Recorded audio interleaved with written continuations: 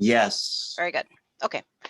Alrighty. My name is Mona Raminetti. Thank you all for coming. I'm the head of scholarly communications here at Stony Brook Libraries. I'm also the Open Educational Resources Campus Lead.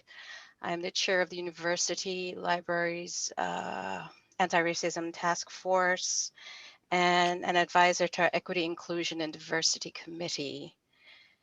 And to break up all of that dry academic intro, I like important stuff. That's not dry. It's dry though. Stuff. It's important, but it's dry. Well, your leadership, Mona, has made a lot of these things possible. So this is important. Thank you. Thank you, Zeb. But Sure. also, for those of you, not many people know this, but I like to cheat when playing Monopoly, much to my husband's annoyance and frustration. Duly noted. It's good to know. Never playing Monopoly at your house ever again. It's a lot of fun, because of COVID. Yeah, so fine. Okay, let's see. So in keeping with Stony Brook's University celebration of Black History Month, the theme, of course, is Black creativity. We thought it only fitting to showcase a database celebrating and highlighting just that. And that's what the HistoryMakers database is. So before I go any further, I would like to acknowledge individuals who made this possible in terms of getting this database to the campus. I will start with Dr. Judith Brown Clark, Vice President of Equity and Inclusion and the Chief Diversity Officer. Dr. Zebulon Miletsky, Associate Professor in Africana Studies Department and HistoryMakers Teaching Fellow. Shafiq Fazal, Interim Dean of the University Libraries. Members of the Anti-Racism Task Force for the University Libraries, Chris Filstrup, Katarina Reed, Victoria Plato, myself, and lastly, Kate Kasten-Mutkus. She is the head of Humanities and Social Sciences at the University Libraries. Recently tenured. What's that? Recently tenured, I believe. Actually, still under consideration, but hopeful. We'll see. All right. Well, Fingers go crossed. ahead. Go on ahead. Good, good. Well, okay then. Noted. So this event is a collaborative effort by members from the faculty members from the University Libraries and Dr. Miletsky, who's from the Africana Studies Department. And basically what we're going to be doing here is 5 to 10 minutes, each faculty member, save for Zebulon, who will have about 20 minutes, to showcase and talk about and demonstrate different aspects of the database. I encourage you all to feel free to ask questions as we go through this. Let's take some of the formality out of it. We have a chat box. You can raise your hand. We have a small enough group where I think we can ask questions as well. For those of you who do not like that format, we will have a Q&A, a short Q&A at the tail end of this event. So let's proceed. We're going to start with Giselle. Giselle Shearhorst. She is the head of the music library. She's a gifted cellist, and she earned her Master's of Arts in Music History at Stony Brook University. She's also the recipient of the President's Award for Excellence in Librarianship and SUNY Chancellor's Award for Excellence in Librarianship. She is the liaison to the Africana Studies Department, the Music Department, and the Sociology Department. Please join me in welcoming Giselle. Take it away, Giselle. Great. Thank you, Mona. Good afternoon, everyone. I'm happy to speak about this wonderful resource, the HistoryMakers. I'm just learning more and more about it each time that I consult it, and I'd like to share some of my impressions of it this afternoon with you. As Mona mentioned, I am head of the music library and also liaison to music, Africana Studies, and sociology. So the HistoryMakers is a primary source and the largest existing collection of African-American video oral histories. As I learned at the ceremony for Black History Month just a couple of weeks ago, it was founded by Dr. Juliana L. Richardson.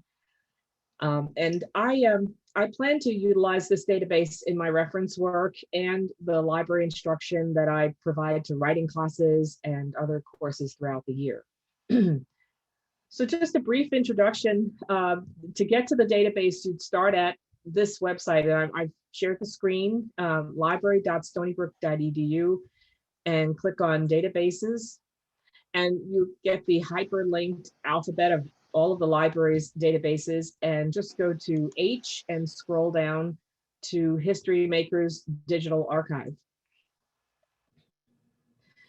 And one of the first features that I liked about it was this Maker directory link. If you click on Maker directory, as you're just becoming familiar with this database, you can browse by last name, if you know the last name of the history maker you want to research, by category. And this is nice because it outlines all of the various professions and fields and specializations of the history makers, every possible area of knowledge, gender, or by birth state. Or you can simply go home and type in a keyword search for the history maker you want to research. And during the remarks made by Dr. Richardson at the ceremony, she mentioned that one of her favorite interviews was with the pioneer choreographer Catherine Dunham. So I thought I would conduct that search as a demonstration.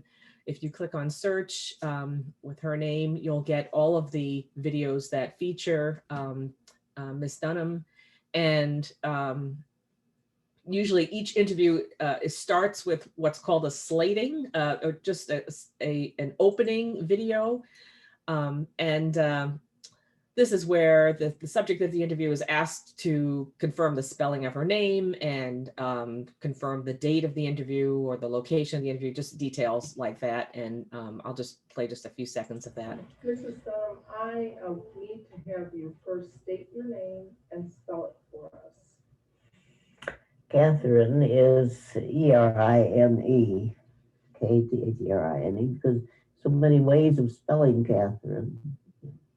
And Dunham, D-U-N-H-A-M. So you have this opening video, and there's just a brief biographical summary usually under the video. It talks about the major achievements of the subject. And it says to see the entire interview, click here, and you'll see the series of tapes that were made of the interview. You would click on each one, to hear the quotes. But if you want it in its entirety, you could also, just seamlessly without having to click on each one, you can go to settings and just click on autoplay, and it will play one after the other in the order of the interview. So that's just, something that you might want to know about before you start listening. Again, I appreciated all of these details under the portrait of the subject, date of birth and location, death date, residence, job types, occupations, and just some more of the lighter kinds of things, favorite color, favorite food, just a chance for the interviewer and whoever's listening to get to know the subject a little bit more. Some other features I just wanted to mention too were that there's a transcript for each excerpt of the interview. And if a student wants to say, quote word for word or even paraphrase something that's been said by the subject, what's nice is that at the end of each excerpt, there's a citation here. So this is in keeping with, as librarians, as library instructors, that message to cite your sources responsibly. So it provides, all of the details that you would need to know to include it in a bibliography for a paper. So yeah, so that's one example. I just wanted to mention one other favorite of Dr. Richardson's was an interview with Barack Obama when he was senator. It's about 9 years before he became president. And again, this term slating of Barack Obama interview is something that I tend to look for now. The opening video. I'm Barack Obama. That's spelled B-A-R-A-C-K O-B-A-M-A. And my birthday is August 4th, 1961. And today is February 16th, 2001. Yeah, so that's the opening, again, opening video. Again, a nice biographical summary. You have the option to look at the entire interview and to go to settings for autoplay if you want to hear it just seamlessly without having to click on each clip. Just some kind of interesting facts about Barack Obama, favorite color, favorite food, those, when he was born, what his professions have been. And yeah, this is just, I think this is a great primary source. It's a great way for young researchers to distinguish between primary and secondary sources. And this is a nice opportunity to for library instructors to show students how details or just different perspectives can enhance information that's found in secondary sources, in journal articles and books, which are the traditional mediums that I provide when I'm teaching students. So I look forward to encouraging students to explore this source, and I encourage teaching faculty to send feedback on their experience with the HistoryMakers, and I congratulate the library for investing in this wonderful source. Oh, wonderful. Thank you very much, Giselle. You're welcome. It's a good way to start off. Our next faculty member is Dr. Zebulon Miletsky. Oh, okay. Okay, 1 second. I have to give you your intro. Intro is Oh, important. And okay. I just wanted to say, Mona, Yes. My students are coming in. They'll be coming into the Zoom, so you may start seeing the participants go up. Yeah, I'm noticing that. Thank you. That's okay. my kid. Yeah, okay. So Dr. Miletsky is an associate professor in Africana Studies. He is also a HistoryMakers Teaching Fellow funded by the Andrew Mellon Foundation. He is a historian whose areas of concentration include mixed race and biracial identity, urban history, civil rights, and Black power and hip hop studies, among others. Zebulon is a strong supporter of the library and has collaborated with the library in numerous events and endeavors. He also made his TV debut last week. Did anyone see that? He was on News 12. I was am I not supposed to mention that? But he did a wonderful segment on News 12 in support of Black History Month, and I thought it was very cool. So please welcome and join me in welcoming Dr. Lizebullon Miletsky. Go ahead, Zebulon, take over. Okay, thank you. I have it backwards. The other, I don't know. This works as well. I just felt like the screen was smaller because I was on the phone, and since we are in this kind of webinar format, maybe this is better. Let me know if I'm not. We can change this too. But okay, no, I'll just leave it as is. I'll fix this as we go. But thank you so much, Mona. I really appreciate it, and I meant what I said before, that your leadership and your advocacy, along with Kate and others who are already mentioned, some other names too. It was really like a lot of people. But the truth of the matter is that Kate Casson is really the first person that ever reached out to me about it, that I spoke to,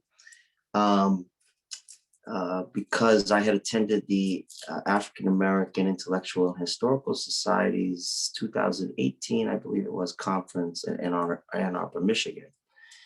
And when I don't know how it all worked out, but I think they got in touch. They get in touch with the libraries because they're looking to connect to the libraries. And she was point of contact. And Kate, I really wanted to say, for anyone listening, and how Kate, you have, she goes by, you know, I don't want to informalize it, but you've done, there she is. You've done really, really wonderful work at the library. And I think you're kind of visionary about what the library could do using that great room and having all that stuff. It was a very powerful thing, and I thank you for it. I want that to go into the tenure file. Can a verbal recommendation go in? Is it too late? That's my endorsement, signed, sealed, and it's Duly very noted, Zebulon. Duly thank you, noted. sir. It's Good. getting Good on man. our dean's recommendation letter. Oh, Thank very. you for That's. your kind words. I know there's no reason for cause for concern, of course. So that's great. Congratulations in advance. This sounds good. Thank you. Anyway, well, that doesn't sound good. Can I just say you've been an amazing collaborator with us too. So thank you for all your generosity with the library. Oh my gosh, you have no idea. I'm a library nerd from way back. I love libraries. Ask any of my friends. It was a big part of my education. I was really self-taught in so many ways on a lot of things, and it was through the libraries. Brookline Public, not Brooklyn, but this is Boston, which is where I am doing this from today. But the Brookline, which is a little town, suburb right next to Boston, used to be part of Boston, anyway, not the point, has a great library, and I used to go, and I taught myself Spanish. I tested out of Spanish just from what I learned at the library, and anything I wanted to do. So thank you, librarians. I am a library person, and I love libraries, and I love librarians. So right back at you, all of you. Well, I'm not going to go on, and I only have a limited amount of time, and I'm just so thankful. Yes, I thank you, Mona, for remembering the television debut. You know, when you imagine yourself doing television, you just didn't think you'd be in a mask, you know. And it's no one's fault. You didn't know. I wouldn't have known that. Who would have known? But anyway, I'm thankful for that. But it was muffling, and I talked low, and I don't know if people could hear me. But I'm excited. I'm charged up. I always am to talk about library stuff, to talk about the HistoryMakers. Got my HistoryMakers shirt on. If anyone was wondering why is Dr. Miletsky gone fashion backwards? What's happening? So this is the HistoryMakers shirt, and they hooked a brother up with a shirt, you know, and HistoryMakers is great. You know, they're the best, and we're so lucky. But it's a great partnership because Stony Brook is a HistoryMakers kind of place, and HistoryMakers is a Stony Brook kind of thing. So let me get right into it here. I'm gonna just share my screen and just walk us through my part of this.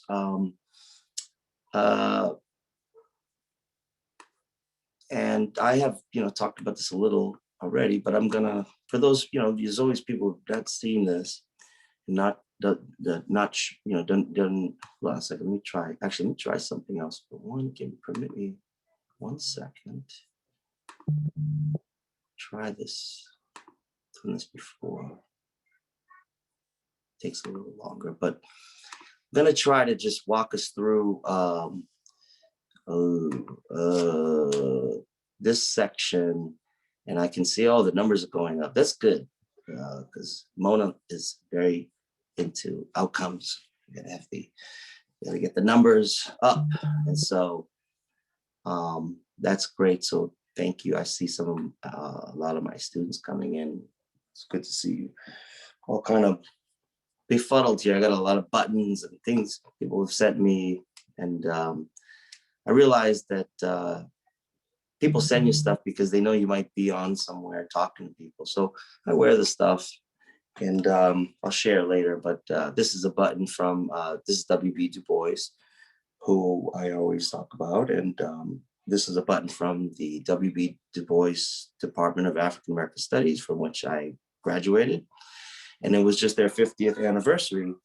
And they had this panel, and they invited some of us back, and I was privileged to be one of those people. So, okay, let's see. I hope this is showing up right. What is the HistoryMakers? The HistoryMakers is the, did I freeze? I feel like I'm frozen. Oh, okay. You're good. Okay. slide is not changing for some reason. Hold on. Why is that happening? Can you see that change? No, it's just on No. the home slide. All right, I'm gonna read take 3. I don't know why that's doing that. Hold on one more time. Well, as I say this while it's still on, the HistoryMakers is located in Chicago, Illinois, as was indicated previously, and Giselle did such a great job. Folks, who are, it's interesting to hear about HistoryMakers from actual librarians. You know what I'm saying? Like, I love HistoryMakers, but I'm a historian, and I couldn't do my job without librarians. Librarians are critically important to the work that some of us do as scholars. If we're wise, we'll consult them. And if we're patient, we'll wait for interlibrary loan, because it eventually comes in. And it's fun. It's like receiving a gift or something, Oh, a microfilm of the Trotter papers has come. So it's really, really nice. And let me just fix this. But I can't say enough about libraries. The Boston Public Library, I'm from Boston, is one of the first public libraries in the country. And that meant a lot because most libraries were private in the past. And you couldn't borrow the stuff, unless you knew the person, and snifter of brandy and the den kind of, you could look at someone's books. But for the public and for the general, public, they wouldn't, be able to gain access and that kind of thing. So this is also a very important thing with libraries. Okay, now we got it. What is the HistoryMakers? The HistoryMakers is the largest collection of African-American video oral histories. It's a robust primary source research database. It's a rich data set for digital humanities exploration and experimentation. And so what does that end up meaning? HistoryMakers does a lot of measuring of, speaking of outcomes, but measuring of users and how many people and where, which geographical location, that not only people who come to HistoryMakers, but how many geographical locations are covered in terms of the oral history database. And it's many. Most of them are in Illinois, as you can imagine, because that's where they're based. But many of them are in New York, and many of them are in the Northeast. There's a very rich data set on Boston, which interests me. I can tell you from personal experience that there is no other place that has the stuff that they have on Boston and therefore other places than HistoryMakers. And that's important for several reasons. One, the focus on oral history, gives you a different way. And I'm talking, I guess, to scholars and students of history in a sense, a different way to tell the stories, right? Oral history is very powerful, and this allows you to capture it in an array, right? It's in an array format. It's a file drawer you can open it in virtually, and everything is filed in as Giselle showed so aptly. That I'm less good at, so I'm so glad you did that. I'm gonna have to call you because I don't. The Boolean settings and everything is a real art form, trying to search through it, and it's important. It interests me too. I remember conversations with Dr. Evelyn Brooks Higginbotham, because in the fellowship portion of this, she was the mentor and I was the mentee. And let me know how I'm for time, Mona, because I will just go on and on. But let me keep moving here. But the point is that we had a discussion about it. Some of us are old enough to remember the Dewey Decimal System, right? Including the kid here, right? Me too. And how that got, how cards would be put in and stuff like that. When I went to do my dissertation, I grabbed a deck of index cards. I got a recipe box, and I did all my footnotes in there like that. And I'm still like a paper guy in a lot of ways, certain things. But I think that the library profession has aptly moved into the digital age in ways that heighten what's there, but don't lose, what's also there. I love seeing the little Dewey Decimal wooden thing though, somewhere in the corner next to the computers. All right. issues. Digital humanities is a big thing now. It's a new field, right? It makes some of us feel older, but that's okay. I kept telling people that most of my students were millennial, and then someone tapped me on the shoulder and said, Dr. Miletsky, they're Generation Z now. And I said, okay, yeah. I knew that. I was like, does anyone have a scarf? It's getting colder. I feel like it's a draft or something. And so this digital humanities process is important because some historians are coming into the profession now who are young enough that their expertise is really Google, their expertise is social media, their expertise is doing oral history that way, crowdsourcing from social media. So there's a lot of interesting things. HistoryMakers aids right in along, blends in with that kind of new approach to history. That's very important that all of us end up doing. Find so many of our photos. I had a terrible story. I had one of my first articles that came out. I had a photo that I found on the internet, on Google, which looked fine when you looked at it, but it wasn't high res and it wasn't publishable quality, and we didn't have the copyright for it. So I told the press to make sure to look into that, and they said, "Oh yeah, don't worry, got it taken care of." The older scholars on any older are chuckling right now because you live and learn.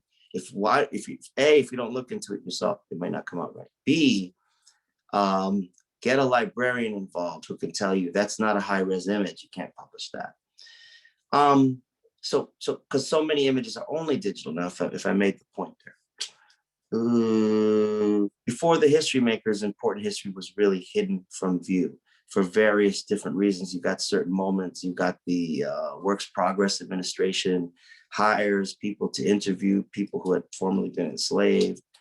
So we have oral history narratives. You can hear people who were actually enslaved, hear what they sounded like, hear how they speak, hear the vernacular. But what never changes, whether formally educated or not, is a wisdom and a sort of a Black sensibility, is what my professors at UMass would say. And that's sort of a hard to capture, underdocumented communities, I believe, is what this comes down to. Not given the heft in the bibliographies, not cited. Remember, publish or perish. In the profession, you know, that's everything. So if you're doing African American history, that I should say, this adds some weight to what you got going on with it.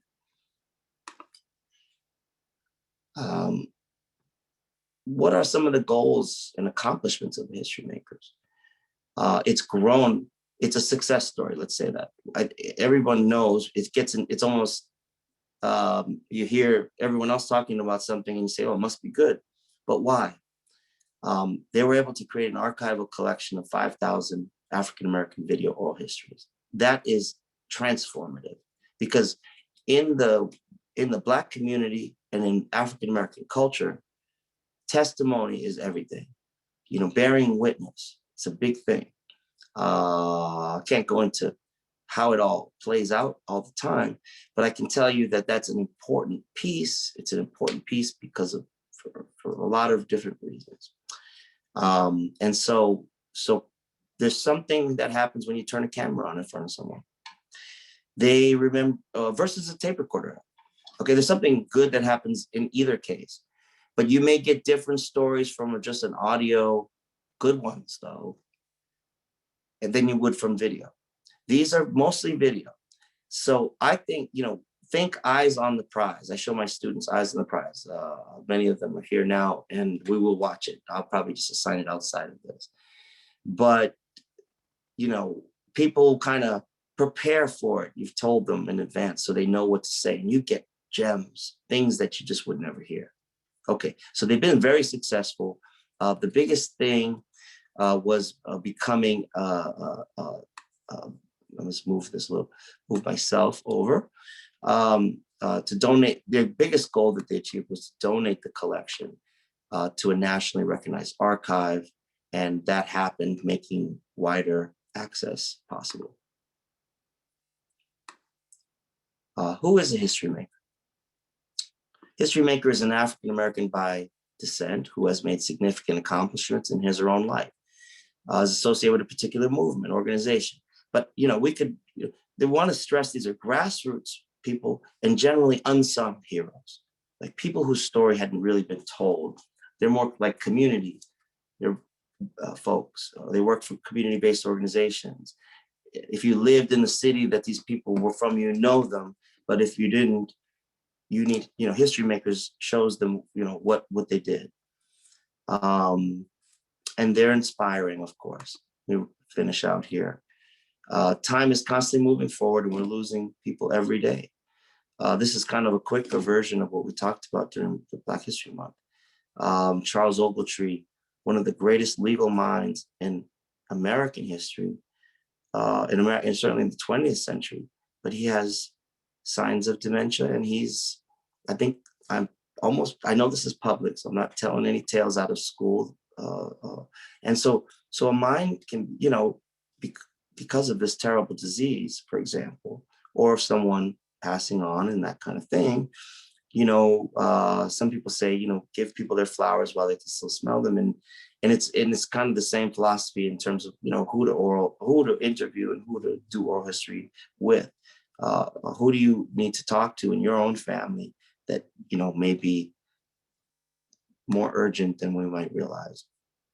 We hope not, and many, many years for everyone. But what is HistoryMakers? Foodways, films, filming, Black arts movement. It's without reading all of them, it's aligned with the priorities and the imperatives that come out of Africana Studies and the kind of work that we do. They know what to focus on because it comes out, it really is whole cloth with Black studies. This is not a separate kind of thing. This is a Black studies ethos for sure, or Africana Studies, I should say. This just gives you, let me scoot it on over, gives you a breakdown of, what kind of interviews there are, mostly education, civic. For those of us who hail from the cities or towns that these people may be from, or at least in my case, these are people you grew up with. So these are just like jewels. Hearing some of the leaders and people that I know who have been local leaders in our community, who, those of us who were young people growing up, I'm thinking about this because I'm in Boston. It's interesting to find out about them, how they came to be in that position, their childhoods. And childhood is everything. How else are we going to find out about anyone's childhood? Who talks about their childhood? Nobody. But a lot of people do in this, here and there, a couple of stories, gives you some sense. That makes sense. I could see how this person ended up doing so and so. That's my favorite part of it. You can see the age and gender breakdown. And just for purposes of time, I'm just wrapping up, but the numbers have been strong for HistoryMakers. They've gone on to do more things, to put on, to connect with the actual people. It's been embraced really by everyone. And it's a can't miss strategy, because you know what it has behind it? It has the power, the same power that made Roots. I was talking about my poor Roots book, stuff all messed up, but didn't make it. But if you know the book Roots by Alex Haley, that's a powerful thing. It connects back with generations, and that's what, and they digitized it, and they took the time to do the interviews. And so it's great. If you have good Wi-Fi, it's nice, just loads up, no problems. And you can get involved also with HistoryMakers by attending more things like today's presentation. I want to thank Mona. Really want to thank, I need to be in touch with some other folks on here, some of my fellow panelists. I look forward to the Q&A portion, and maybe if we have time to talk about that. But this is why you hear all the fanfare about HistoryMakers. So hopefully it's available as forgive me if I'm saying Giselle, I don't want to say your last name wrong, Shearhorst. That's right, Shearhorst, yes. I said it right, okay, good. Mentioned, you can go and find it for if you're a Stony Brook student or faculty, go to the library databases page and look it up that way. If you're from the outside, HistoryMakers is actually making their database free, because during this period of social justice and unrest with regard to Black Lives Matter, a lot of databases have done this. non-African American content databases have done this, and HistoryMakers is doing this too. So I urge you to take advantage of that and check it out. It's the HistoryMakers.org for the public and database library for Stony Brook. Thank you. Thank you so much. Awesome. Thank you, Zebulon. Thank you, Dr. Miletsky. That was great. We are going to move on to our next faculty member, Claire Payne. Claire Payne is the Web Services and Data Librarian at Stony Brook University Libraries, as well as the current chair of the library's Equity, Inclusion, and Diversity Committee. Her interests include critical pedagogy, accessibility, and visual culture. She's always excited to discuss inter and transdisciplinary approaches to teaching and learning. Outside of Stony Brook, Claire loves to spend time with her Chihuahua mutt mix, I guess, whenever she gets a chance to. Please welcome Claire Payne. All right. Thank you, Mona. So I just have a couple minutes here today, and I want to talk a little bit about using HistoryMakers in disciplines where we may not think about using it quite as closely. So as Giselle demoed, there are these categories in the database for things like science makers, and as Zebulon showed, science makers, education makers, all of these kind of areas of study. And there are ways that we can kind of use those areas to think about constructing HistoryMakers playlists or clips for the classroom or just for sort of individual pursuits. So in the humanities and social sciences, the importance of something like HistoryMakers might be a little more clear. We can liken it to these other non-canonical primary sources that we use to have these critical discussions about race, class, gender, in history and society. And the HistoryMakers website, if you explore it, actually has examples from instructors who've used the resource in history classes and business classes to talk about things like discrimination and real estate, and law classes to talk about voting rights and discrimination in legal application. In English classes, you can talk about authorship, and of course, all of the aforementioned stuff for things like American studies, sociology, cultural studies. And I'm not here to make the argument that you can use HistoryMakers to teach fundamental biology concepts or physics or things like that, although there's so many thousands of clips that I wouldn't be surprised if those surface somehow in the database.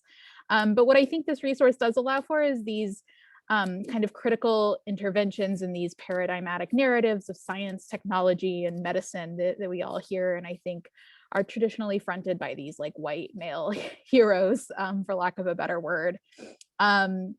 So I have a very short version of this today, and I'm not kind of here to make the argument that it's important to disrupt those paradigms, but if that's something you're interested in, because I think that argument would require a lot more time than we have now, and I'm kind of taking for granted here. CELT, the Center for Excellence for Learning and Teaching at Stony Brook, is having a panel on anti-racist pedagogy this coming Monday at 1 p.m. Zebulon, as well as a couple of us librarians, are going to be on, and some other faculty members. So please attend that if you're interested in learning more about why anti-racist pedagogy is important. So HistoryMakers helps us think critically about a field of study because no field works in a vacuum outside of humans and their biases. So using this tool, we can hear stories that trouble the narratives, show us what viewpoints have been privileged, and as Jordan Teague put in the comments, oral history has also been belittled compared to these Eurocentric ways of knowing. So I think doing this primary source learning via oral history is particularly important. So I have just a couple examples here in these clips that I've stored here, and hopefully they load. There we go. I've been timing out a little bit. So probably a lot of us are now familiar with Katherine Johnson, thanks to the book and movie Hidden Figures. She calculated trajectories for some of the first, say, manned, peopled space flights. So HistoryMakers offers, has interviewed her. There's dozens of clips where she can describe experiences like as a Black woman at NASA, so we can really engage with the folks who are doing the scientific work in their own words. Other examples, we have Shirley Malcolm here, who talks in her interview a lot about being a minority woman in science and her work to advance opportunities in STEM for women and people of color. So again, the kind of disciplinary history in their own words. I'd also like to push that there are opportunities to use these kind of first person Black voices for discussion of concepts, especially in the classroom. So for example, we have here Dr. James Bowman, who is a pathologist at the University of Chicago, whose interview really ties into a lot of key bioethics concepts, stem cell research, how religion and politics intersect with science. So things like that can be an important element of any hard science classroom come up here. And then lastly, we have here a clip that I've brought from Derek Bell, who's this fundamental legal scholar and fundamental figure in critical race theory. And his interview, as many others in this database, discuss kind of navigating the politics of the university, which I think is this often underexplored element of graduate work and undergraduate work and teaching and learning on campus. So there are ways that these resources can be of unexpected use as well. And I will stop there because I know we're running short on time, but I'm happy to talk more about this anytime. Wonderful, thank you, Claire. We are now going to move on to our final faculty member, Victoria Pilato. Victoria is the Digital Projects Librarian here at Stony Brook University Libraries. She's currently a member of the library's Anti-Racism Task Force and has served on the University Library's Equity, Inclusion, and Diversity Committee. She is a liaison to the Philosophy and Religious Studies departments. Victoria is a fervent pizza, music, and animal lover. Please welcome Victoria Pilato. Thank you, Mona. Let me share my screen. I don't have a lot to share or add that, everyone has offered a lot of great content so far in this event. So I'm happy to speak with you all about the HistoryMakers database in the context of digital collection building, which is what I do here at Stony Brook University Libraries.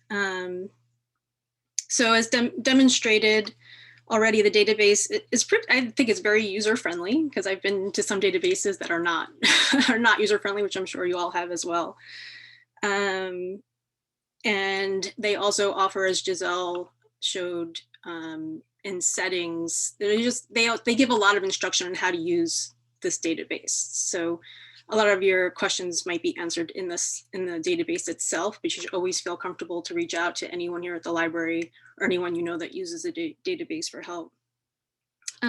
So as someone that builds digital collections, I tend to always go to terms of use for a database, and also to learn about citations. So let me just go. So there is a great menu item here, FAQs and help. And here you'll find, maybe questions you will have while you're trying to use this site, and you can get them answered here, but you'll notice, where is it? What are the terms and conditions of use for this site? And also how to properly cite material in the archive for publications and or schoolwork. And as Giselle pointed out, that you can find the citation for whatever clip you're looking at in the database, which is awesome. So, and this might just seem like rhetoric you would hear at any library instruction setting, but oral histories, they should be used, respectfully, and care should be taken to not take quotes out of context, and the use should be cited properly. So I think it's really important that you go over the citation process if you wanted to use anything you find in the database for your research or digital humanities project. And also, regardless of copyright law and citations, just the ethical use for oral histories, I think, is really important to consider. The narrator or the person being interviewed provides their story. It's their story that they're sharing. And as Dr. Miletsky shared, that some of the interviewees or narrators even share information about their family members. Just the ethical consideration of use of oral histories should be considered regardless of copyright law or who holds the copyright for these stories, or whoever makes them accessible, I should say, not to the stories, but who actually is managing databases like this and make them accessible. So that's all I really wanted to add, and I welcome any questions, and please don't ever hesitate to contact me about using the site or advice on using oral histories in your research. Thank you. Terrific. Thank you, Victoria. That was, you hit some really important points as they relate regarding how we use this database effectively and conscientiously. And I think when dealing with oral histories, that has to be at the forefront, those considerations, most definitely. So we just have a few more minutes for those of you who would like to stay on for just maybe 5 or 6 more minutes. I think we have a few things in the chat. I think Jordan and Claire, you mentioned it. Jordan made mention of oral histories not carrying the same weight or even being belittled in terms of value, I guess, when they compare it to Eurocentric models of knowledge. Who would like to weigh in on that? We can start. We can start with Dr. Miletsky if you would like to. Go ahead. Yeah, sure. Hold on, my light my light went off. But yeah, I mean, you know, I saw Jordan's thing in there, and Jordan, is very correct. This is an issue. It stems from the days of observation, Dr. Livingston, I presume, the imperial gaze, as some people call this. Who holds the power, right? And the last commenter was so correct in that regard. No one knows that stuff better than anyone I know than librarians. Good librarians know that stuff. They know the ethical ins and outs, and there are many. And they're there to guide us, through it. So I think that, I mean, I met, hey, there it goes. I met